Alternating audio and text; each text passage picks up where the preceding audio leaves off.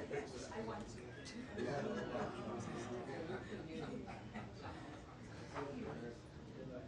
will show you.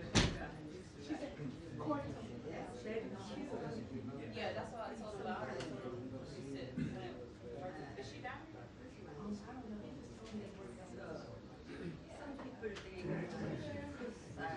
I know. They don't like it. At this point, Yeah. They working for their country, or working for other countries. So bad about it.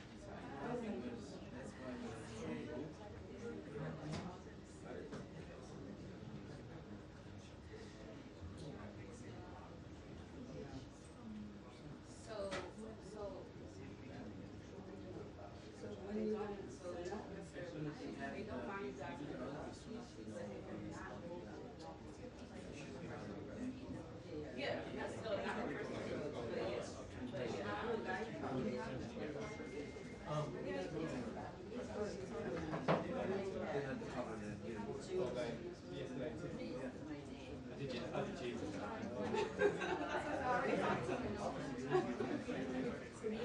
You probably didn't know.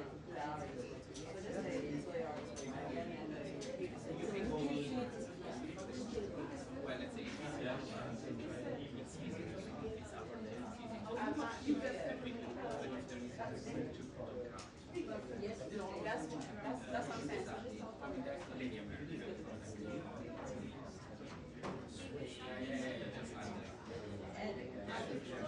She wasn't out of the only thing that had been that she should have shared.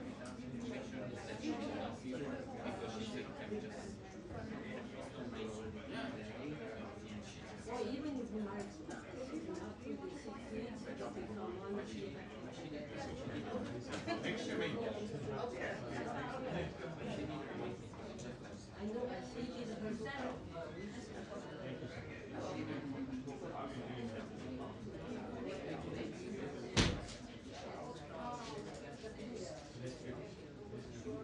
Yeah, let me see.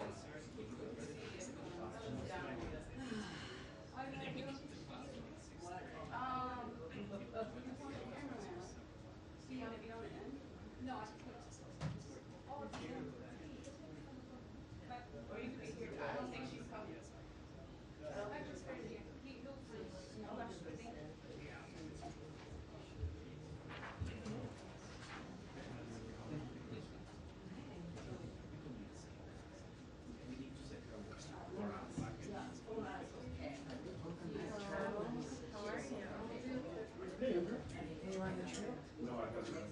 Oh my gosh, I wish I did all this on that. Was it wonderful? Okay, it was tiring. It was, Getting to the back. oh, I didn't go to that. I left before that. Oh, it was newsy. Well, it was, the whole thing was new, the whole thing was newsy, even without going to the post. Syria, really? I watched the last live. We carried it all live at 1:46 a.m. on Sunday morning. It was so good. Watching them give communion to 200,000 very mean. I mean, they should recognize our wars or something. They know what they're doing.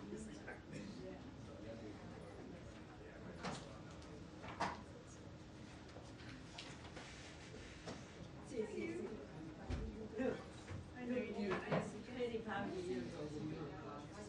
Now,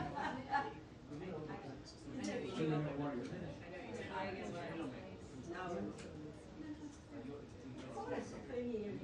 Hey, look, 20 years. When I was 25 years old. Looks very cute, or that? Yeah. They like this. They want me. I asked them what happened to these people. They say, no, he's not there. I just didn't want to be.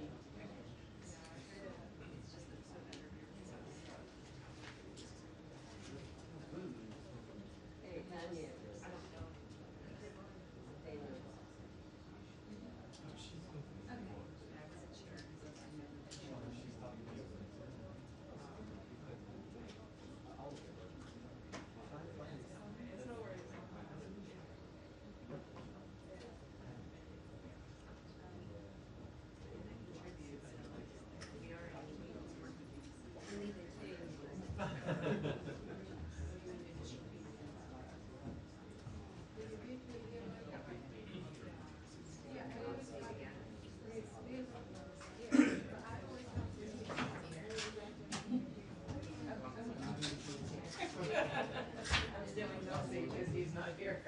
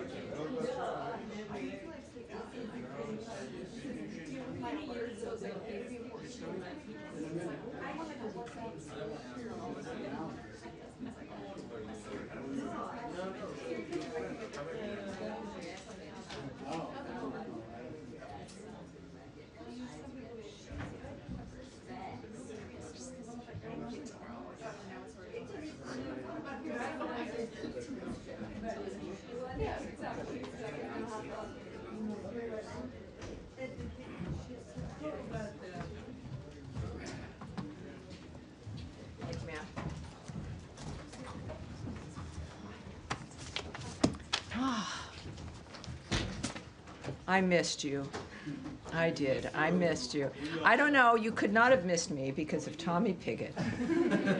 Thank you for taking care of him, being nice the first day and not so much the next day. But thank you, Tommy. Great job. I'm very, very proud and honored that you were standing up here. Thank you. I appreciate it. Thank you, everyone, for being here. Welcome aboard. Daphne smiling. That's a good sign. But she's always smiling. That might be a bad sign. I don't know. We do, of course, have a statement and a few announcements here. And thank you again all for being here. We condemn the heinous murder of 2 staff members from the Israeli embassy in Washington, D.C. last night.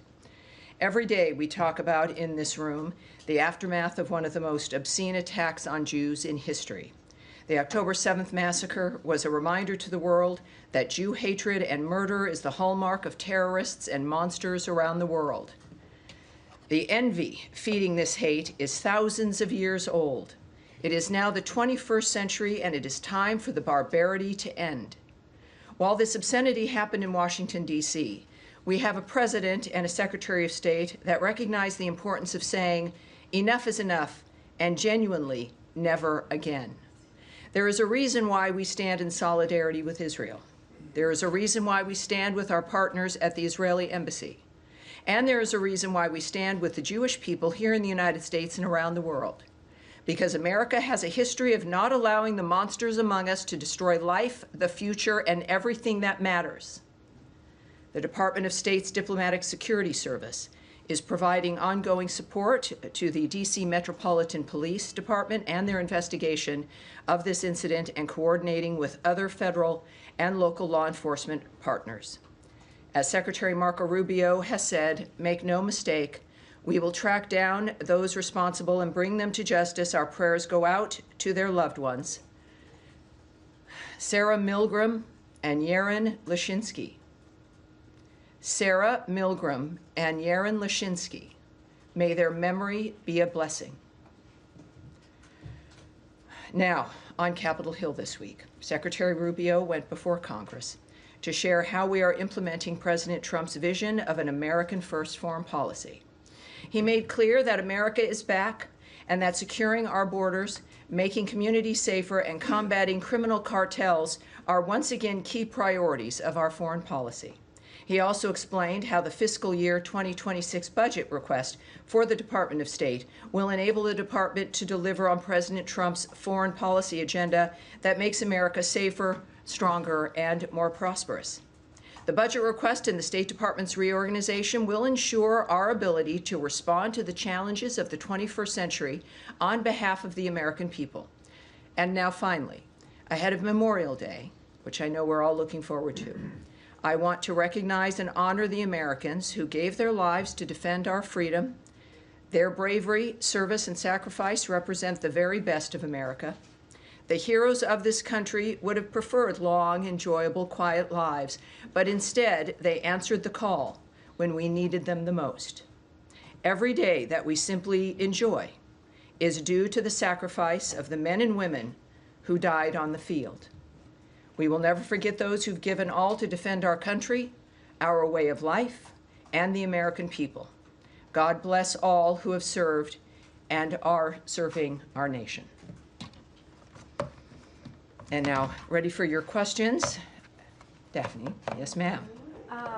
Following the shooting last night, are U.S. embassies on any sort of special alert or thinking about any change in posture? I can't speak to security measures that are being implemented or being discussed or decided upon. What I did note in my topper is that, in fact, we are working certainly with the D.C. Metropolitan Police and the security of this building, of American diplomats, of diplomats throughout this city is of paramount importance to the United States of America. We act on that every single day, and certainly we're continuing to do that today and in the days that come as well. And has Secretary Rubio had any conversations with Israeli officials or the Israeli ambassador today? I can't remark on the specifics of any conversations that have been had, but I know that, of course, you've seen his messages, the tweets, and of course, we will hear, no doubt, again soon about the nature of what's transpiring. But I can tell you that he is, as all of us are, is heartbroken. We're all affected by this. It is something we deal with, in a sense, of course, every day. This administration, the secretary's work, the president's work, and often I don't know how they do it. I have maybe 40, 45 minutes with you guys twice a week, and these are issues that are existential all the time. And I know that, again, my work is made easier because I know the people running this country care about life and about the condition of our lives. And so that's the most I can say, separate from certainly specifics of who they're speaking with. All right. Yes, Andrea Mitchell. Hi, thank you very much. A couple of questions about South Africa and also Sudan, if you don't mind. In South Africa, the State Department is empowered legally with deciding when a genocide exists.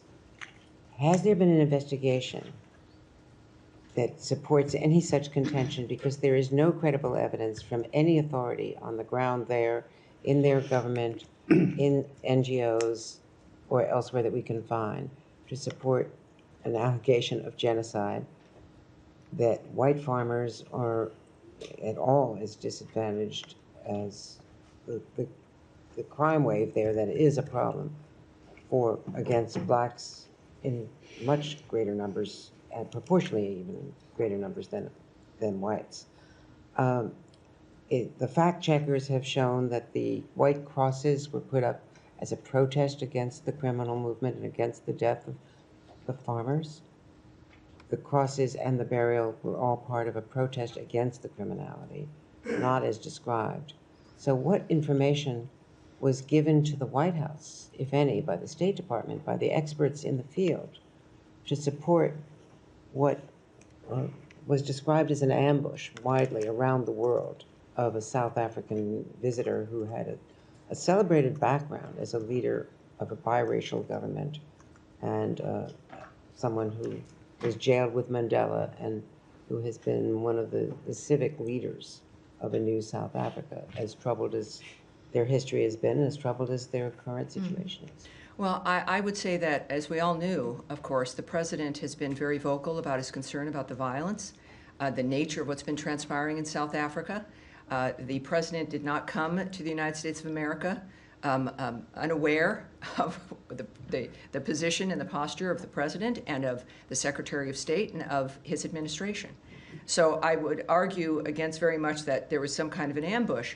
South Africa also has been facing a dynamic where there's been regular criticism, ranging from not just the collapse in some ways when it comes to the violence in civil society, but then the referral of Israel with the ICJ for the issues of genocide while ignoring Hamas, cozying up to Iran, the general choices that they've made. In the meantime, also, of passing a law that has allowed them to take property, to possess property of white Afrikaner farmers with no reason. One element is equity.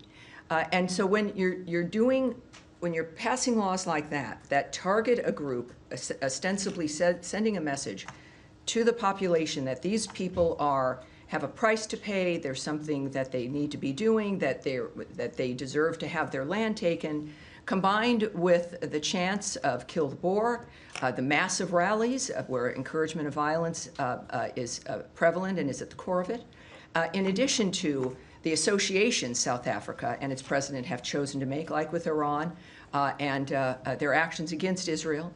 It creates a picture that is worthwhile having a conversation in the Oval Office. And that is, I think, it is the transparency of the president, certainly both leaders aware of what the concerns have been and what the arguments have been.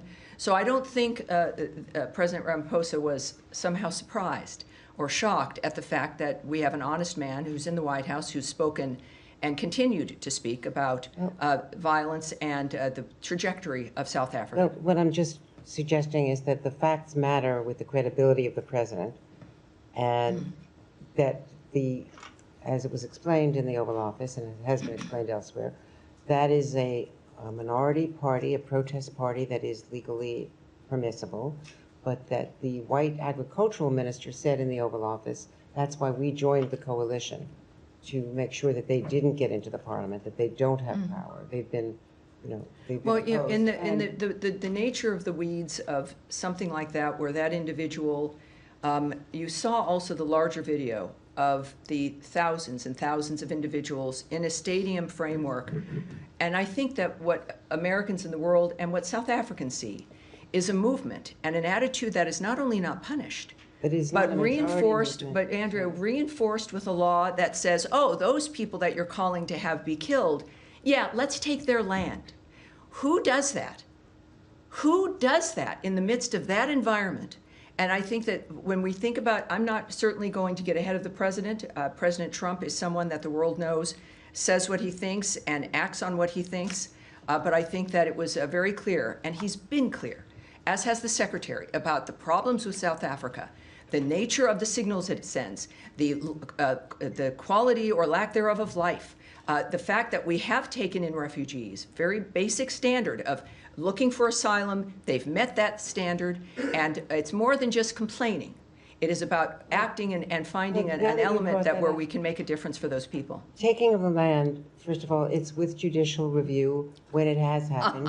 It's not. Now, let me correct you right there, Andrea, and then I'm going to move on. This particular law they tout has not even been implemented yet. That's correct. So it's not about judicial review. The law, if you have a judicial review of a law that says there is no standard, well, then you'll have judicial review of no standard. But they have not taken the land. All right, but this, and it is in part, I would argue, because of the global attention that has been placed on them because of President Donald Trump's attitude, his comments, and bringing attention to that framework in general. That is why that hasn't been acted on. And we'll move on. No, but I think I've been clear. Yes, Matt, I think you have probably something to say. Let me just. Andrea, you've had 4 questions. I've answered them. You've asked in depth. We are going to move on. Yes, sir. I'm sure others might have the same sort of question. Thanks. Yes, sir. Thanks, Tammy. 2, I think, should be quick ones on sanctions. One, can you just explain the discrepancy or apparent discrepancy between what Secretary Rubio tweeted last night on Venezuela sanctions and what Special Envoy Grinnell said. The Secretary saying that they would, the Chevron waiver would not be extended, and Special Envoy Grinnell saying it would be. And then just secondly, on Sudan, Syria sanctions. Sure. Just what's the status of the relief that the President promised last week? Thank you. Well, I can tell you that the Secretary he put up a tweet making it clear where we stand on Chevron, which is a license which is due to expire in May. And what I will speak to is not what others have said, but certainly the people who are in charge of the nature of what we're doing, and that is Secretary Rubio, making it clear that that license is going to expire. And so that's what I take my lead from is his remarks in that regard. So there's no confusion. I think many people on every issue can have a lot of opinions, but I think clearly who we look to are the people who have the power to have the impact and who make the decision. And of course, this is at the direction of President Trump as well. About Syria.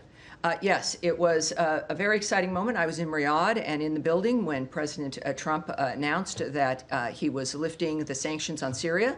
That is something that we've discussed, and many people have wondered when that would occur. And clearly the president decided now was the time. And I do know that, of course, there's a team of people who immediately started working on that, who are working on it now. There is, of course, it's worth noting that the president has some powers in the nature of what can get done, but sanctions are administered through different departments in this country. So his was a message, and certainly the order to reverse our dynamic, to remove the sanctions, which involves departments like the Treasury Department.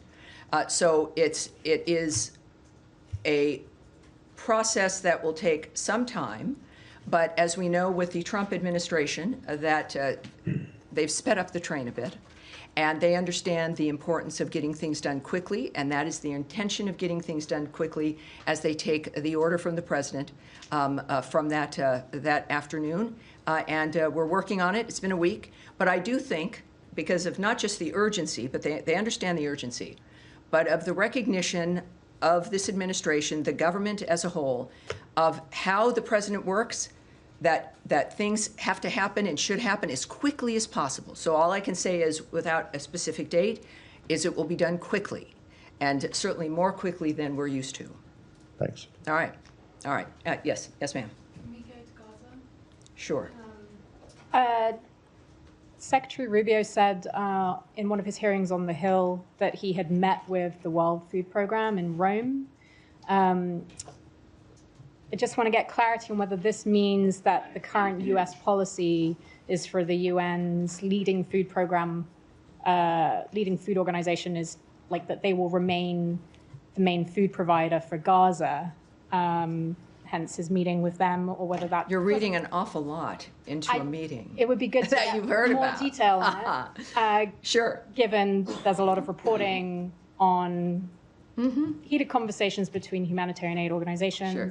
discussion over this new Gaza humanitarian foundation, and I've got one more after that. Sure. Well, Secretary Rubio visited with Cindy McCain, who leads that program. And he doesn't visit personally to shut something down. It was, from what I know, a very good meeting. I cannot share the details with you, as you might imagine.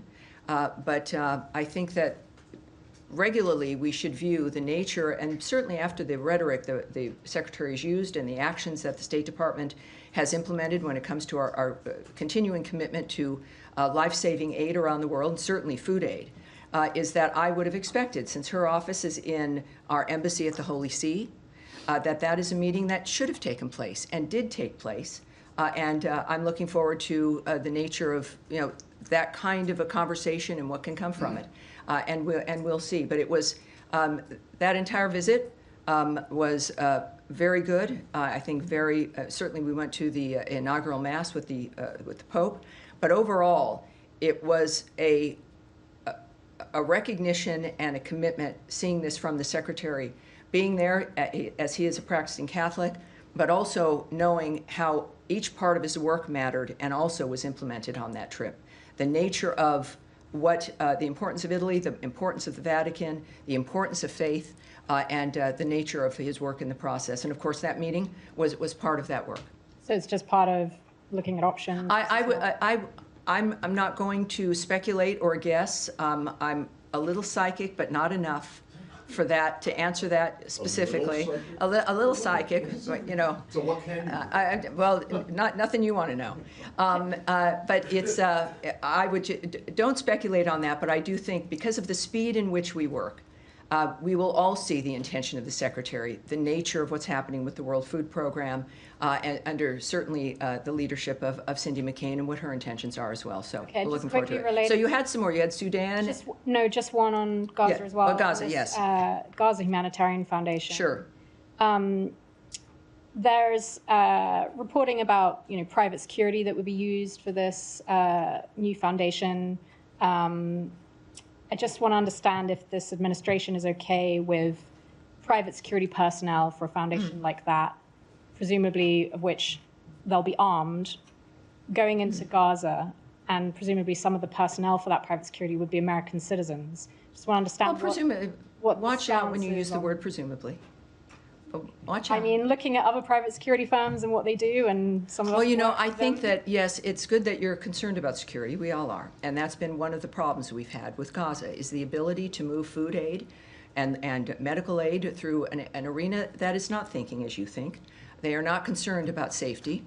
It is about terrorists who've been keeping food aid and medical aid from the people of Gaza. And that has impacted our ability to move all that aid, the aid that we've wanted to move through, that we would do only when it was safe to do so. So our concern has been constantly about safety and what we could achieve in that environment. That's the point of ceasefires, is to have safety. So I would, with that being a standard, that we will support having things move in if it can be safe, that having a security service is important. I think we all would agree. I won't get into the details of how it's being managed, but because that's the Gaza Humanitarian Foundation, which is private and operates on its own. But clearly, when it comes to what one of our core elements was, which is that we support all of this, if it can be moved in safely and securely and without falling into the hands of terrorists and the people who are causing death and destruction in that area. It seems like they've structured something that can manage that is the equivalent of something that we can all agree on, and they're moving forward. So that's the story, is that we've been able to do it, we being humanity, that it's something that all of us have wanted to see, which is a movement of aid. If they use private security, you need to call them. When we speak about private security, what I look at as the story is that we've managed or expect to manage a security that gets food and medicine to the people who all of you have wondered about whether or not they're going to get it. That's my story. And that's the story of humanity and the people of the Gaza Strip. Yes, sir. On Iran, Mr. Witkoff is meeting with Mr. Arakchi tomorrow in Rome. Both sides have been stressing on respective positions in the past few days regarding enrichment. Do you see a chance to have a path forward towards compromise or not? And if I may, a second question. Can I answer that one so that we can, and then I won't lose you, don't worry. Thank you. It's like we're on a slide, you're hanging on. Yes, what I can say is that we've made it clear on every project we're working on, certainly including Russia and Ukraine, that our involvement is really because we feel we can make a difference, and that's why we do it. This additional meeting, certainly the fifth round of the nuclear talks, would not be happening if we didn't think that there was potential for it.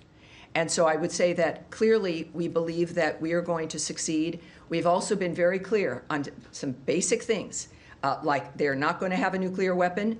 They've been very clear, most of our leaders have been, who've spoken on it, that this is about no enrichment, and the Iranians are at that table. So they also understand what our position is, and they continue to go. So we feel something's good enough for us to continue this work. Second Yes, sir. question. Secretary Rubio this week at the Senate Foreign Relations Committee said that the past four meetings have been focused on enrichment only. So other issues like the Iran's support for the proxies, which is like a concern for the regional countries, are those issues going to be discussed later on, or are they going to be part of another round of discussions?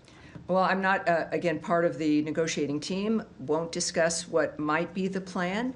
But just like an issue of needing a ceasefire before you discuss what the land is going to look like and what the nations are going to be doing after the fact, there's points that you have to get to before you discuss elements that might not even be a factor if you can't get to the bright line that allows us to move forward. And that bright line has been enrichment, certainly not getting a nuclear bomb, and those things have to be addressed. I say this because that's what I've seen them do, and being very specific, which is fabulous because nobody's guessing at what the goal is. But of course, considering the generational issues involved, this is, and the president has said this about everything he's worked on, with the generational issues involved, that these cannot be solutions that last 6 months or are able to be broken in 18 months, or in 3 years, you know, your 15-year-old is suddenly pulled into a war because now they're 18. That these have got to be enduring, fundamentally changing arrangements that only Donald Trump can bring because of the nature of his attitude, his vision, and because of the support of the American people understanding that this was a factor. So I would say, well, I'm not going to go on from that. I think that'll be it. Yes, but yes, go ahead. Hi there. The U.S. sent some migrants to Djibouti, and I'm wondering, are you in negotiations with Djibouti to accept these people, or are you still trying to get them to South Sudan, who say they won't take third country nationals? What's the State Department's role in this? Well, we know that, of course, the Secretary's been very open about the fact that we are negotiating with a number of countries to facilitate the deportation of people who are here in this country illegally. I can say also, as the Secretary has noted, that we remain unwavering in our commitment to end illegal and mass migration and bolster America's border security. I won't discuss the diplomatic conversations, which clearly is part of this framework, with specific countries here. I would also point you to Caroline Levitt's remarks the hour before my briefing here, where she noted a court order required the flight to go to Djibouti, and I know the White House has more details on the framework involving that. So we're currently just in the sense of handling this in an immigration posture. Certainly it is a reflection of our continued attitude and position, and I don't think that this situation is certainly in the courts, which I can't remark on, but we're familiar with having to make our arguments in a variety of arenas, and this is one of those times. And but I know Caroline had more specifics. In South Sudan, there was a dispute before with them for not taking somebody, and you guys stopped issuing visas. Has that been resolved? Yeah, the visa situation remains the same. Yes, we reacted in that regard because they had confirmed that this one particular person was a citizen, prepared to take him back, and then that did not happen at the last moment. And so our response was, when you're having a diplomatic negotiation with a country, you're going to respond to certain situations. We can say that in the midst of that, in the aftermath, our posture on visas and all of that has not changed, and we've noted, of course, regularly that we monitor their behavior, their attitudes, which of course continues to matter to us. But we also are currently accepting certain diplomatic and official visa applications, and if eligibility is determined in that regard, and we do that, as always, on a case-by-case basis. So at this point, I have nothing more to report on that, except that it is still in place. Yes? Can I just ask a quick follow-up? On Iran, two Iranian sources told my colleague Fred Plaikin, who's currently in Tehran, that they are concerned about the sincerity of the United States heading into this next round of nuclear talks, and they think Trump is steering the conversation towards deadlock. Obviously, the administration has said that they want an Iran nuclear deal, but is there anything you can shed light on in terms of the dialogue between the two sides that might be causing unnamed Iranian sources to tell us this? Unnamed Iranian sources? No, it's not. That doesn't interest me. It's gossip at that rate. Certainly when we have, and we've said repeatedly, to not discuss this in the media because it makes things harder. Everybody has an interest in all of our negotiations doing well. Some people don't have an interest in that.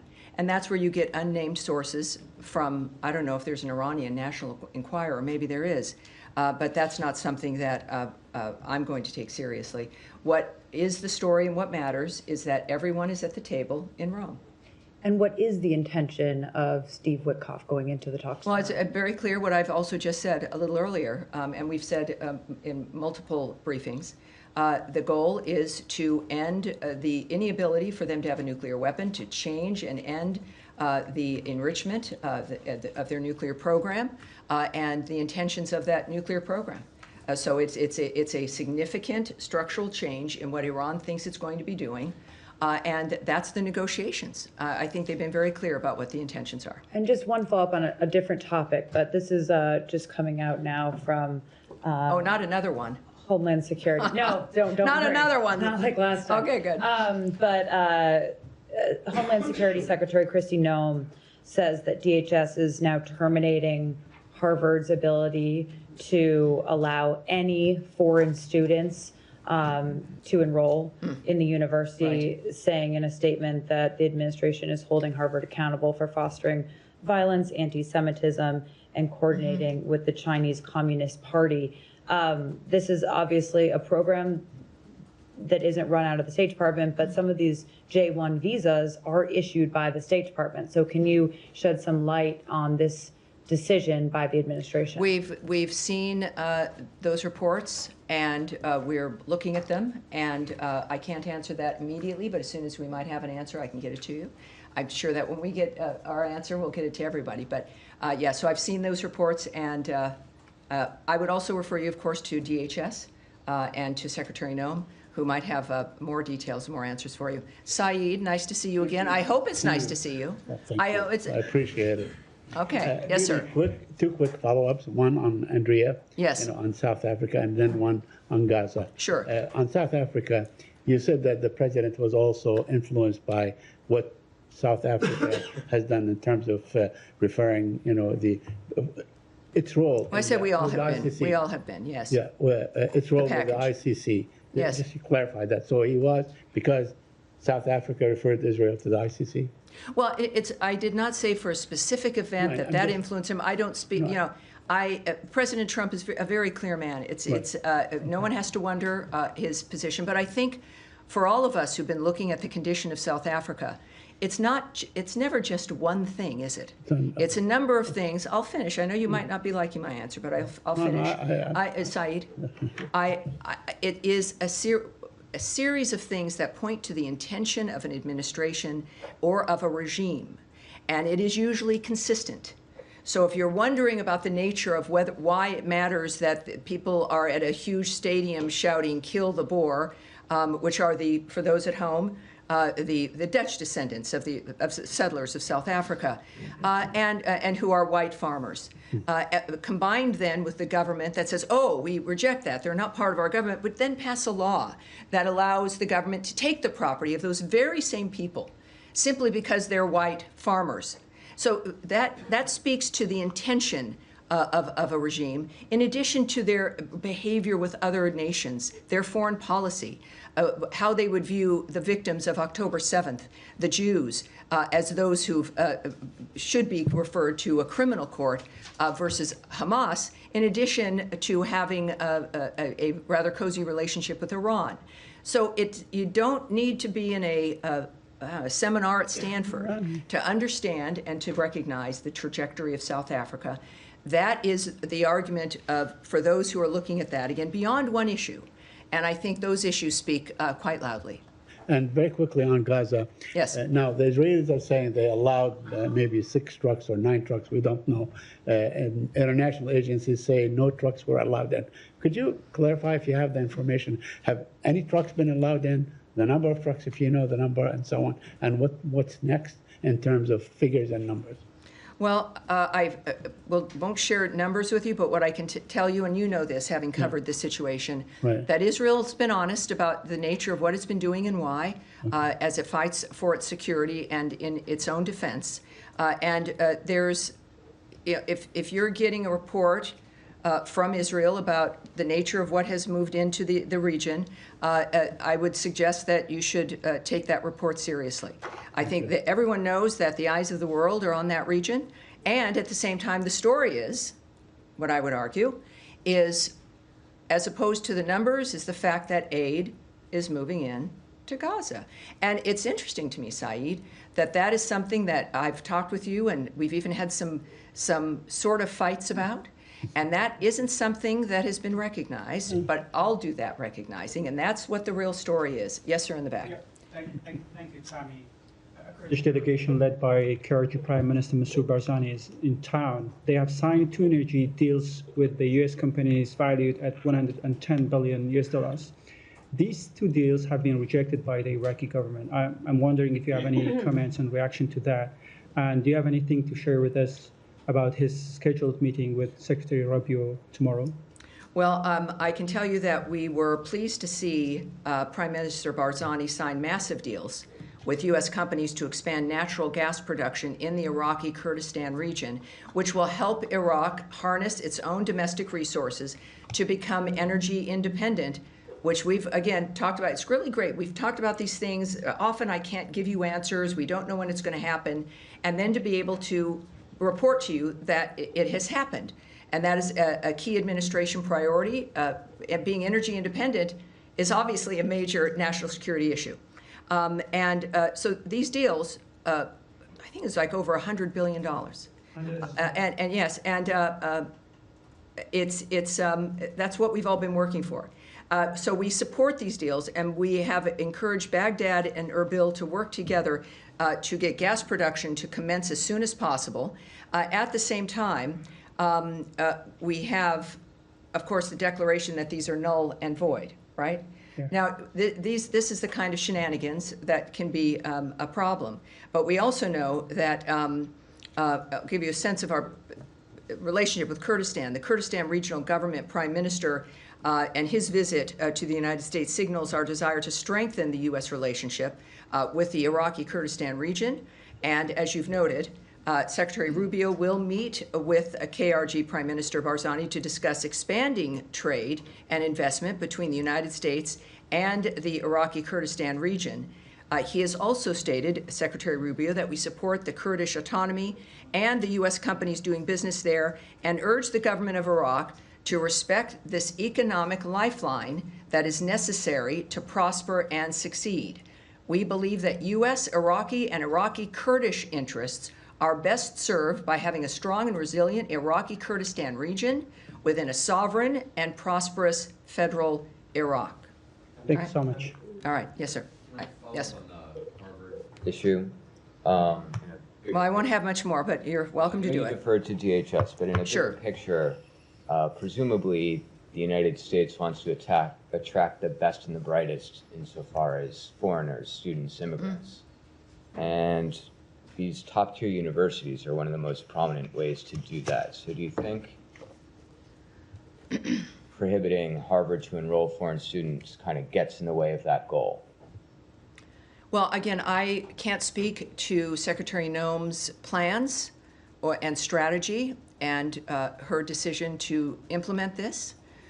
What I would argue is that we have an interest as a nation, as President Trump has spoken to quite often, that we have an interest as a nation for these universities that are supposed to be the gold standard to actually deliver people who are educated and can function in society and on campuses that encourage a learning environment as opposed to one of left-wing activism, where you have individuals leaving the university level in this country as our rates are declining when it comes to comprehension and reading and a whole host of other things that it has to be more than just a label or a brand.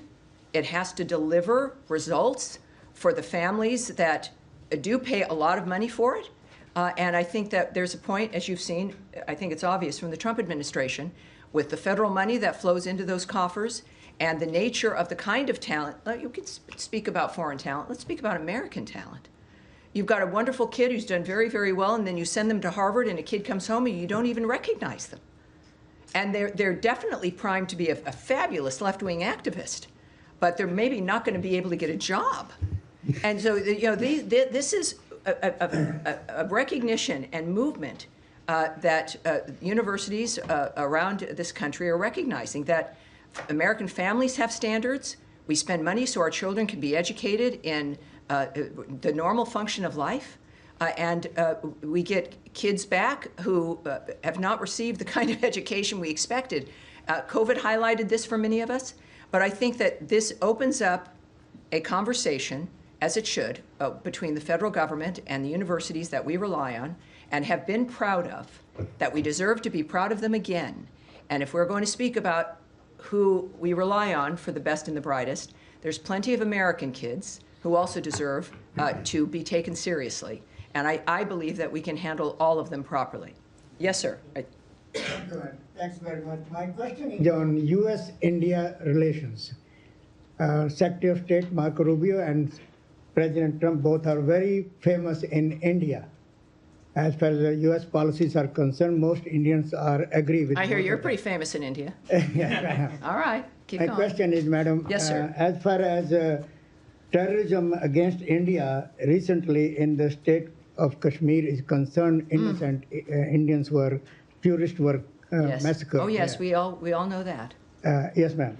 My question is that as far as talking with Pakistan is concerned, India's Prime Minister, Mr. Narendra Modi, and also Foreign Minister, Mr. Jaishankar, we both met with the Secretary Rubio and President. What they are saying is that as long as terrorism is continue against India, what they said by Pakistan supporters inside, that they have training centers inside Pakistan. Well, here's what I can say, and this is, and I understand your point, and what has been a generational concern about violence and terrorism in that region, certainly with the troubles between India and Pakistan, is that there is a ceasefire. Obviously, we know that we're very close to a full-scale war erupting.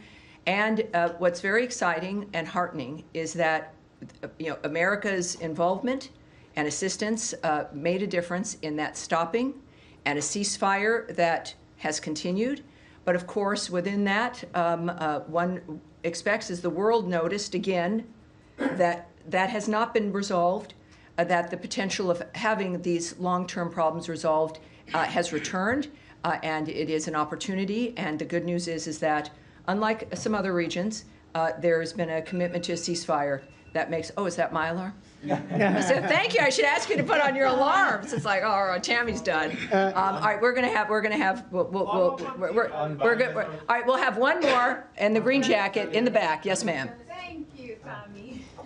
Make sure her mic is on, just as she's in the back here. The sound here is. Two quick questions, do you have any update on the peace deal agreement between Rwanda and the Democratic Republic of Congo, when we will see this peace deal signed? And also, can you tell us if both President Ramaphosa of South Africa and President Trump finally managed to overcome the difference, and we will see United States and South Africa working together? Well, I'll answer that one first. I think the meeting with the South African president in the Oval Office speaks to President Trump's generosity. And the fact that any leader feels comfortable going to meet him, even with difficult conversations, and sometimes the problems that happen between two nations with different attitudes. So the fact that it's President Trump means, of course, there's always hope. It means, of course, there'll always be something for the future. And speaking of the DRC and Rwanda, another very good example of something that has been a generational issue, that we are, again, it's a long process, but they are taking the steps that we've asked of them to take. And that's also very promising. We can look for an update when it comes to what the new dates are and what else is expected. But what I can tell you is that continues. Another great change and dynamic. Sometimes, though, people forget and don't continue to ask, and I appreciate that you did, because there isn't any drama, because that things are changing for the better. So it causes less news, right? There's less interest. But it's worth following up as we watch these particular issues resolve, as, of course, the news is taken up by other issues. But this administration is committed across the board to peace and prosperity, and it seems the world's giving them a lot of chances to act on that. We do one more? One more. Yes, sir. My Italian friend right there. Two more. Thank you. Well, yeah, indeed, one is on about Italy, actually the Vatican. So I was there. Beautiful place. Beautiful place. Very moving. And there was also some conversation with Parolin, which is the Vatican Secretary of State. So are we seeing those conversations because we also have an American Pope that can actually better deal with our president? And how close are we to actually the negotiation at the Vatican? And then I have a second question on Russia. Yes, obviously the condition of the world existed before our new Pope Leo. I'm not a Catholic, but I'm very moved by the nature of that faith, and it was just a beautiful experience to be there. But I can tell you that, of course, the plans and the conversations with the Pope himself and certainly other leaders there was important. It always would be. If you're going to be in Italy for any reason and you're the leader of the free world, the Secretary of State of the free world, you want to meet with these people. This is why they're in their positions is for that reason. So I think that's it's not because Pope Leo is an American. However, it's pretty terrific, and it's a reminder that your commitment and your faith and it can lead you anywhere. And so we, of course, pray for his success as he moves forward with his duties. And the rest of your question was? I have a question about Russia. I mean, not about Russia. I'm so sorry. Good.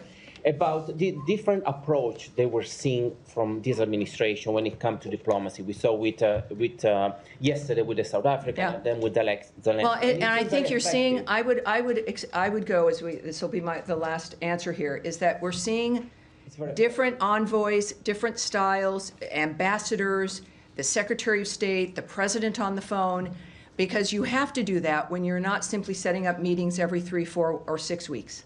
That you're having meetings to make specific steps and have specific progress and deadlines because you're a business person and you know what's possible, or you know humanity and you know what's possible. When he says we need to have new ideas for Gaza, as an example, he really means that for everything, for how we conduct diplomacy. The Secretary, of course, is on board with that. It's natural for him. Traditional diplomacy, going, talking, getting deliverables, making sure the relationship is active and alive. And that is how you bond, you make friends, and your relationships with other countries are better. So the Secretary operates in that fashion. But yes, there's a huge difference in that we are on, well, certainly we have now, 3.5 years? You have people who want to make a difference. It's not just having fun in an office. It's changing people's lives for an endurable period of time so that our generation, I'm seeing some younger people in this room, of course, always, but for our generation, my generation, that we can think we did everything we could and have had some success in making things better. That's the Trump administration. That will be its legacy, and it's an honor to be here. And thank you all very much. I appreciate it. I'll see you on Thursday. What is today? I'll see you on Tuesday. You know, the trip, it's like, oh my gosh. I thought I was waking up in a hotel today, but I wasn't. Thank you. Thank you, guys. Thank you. Great to see you. Appreciate it. Oh, here comes Matt Lee.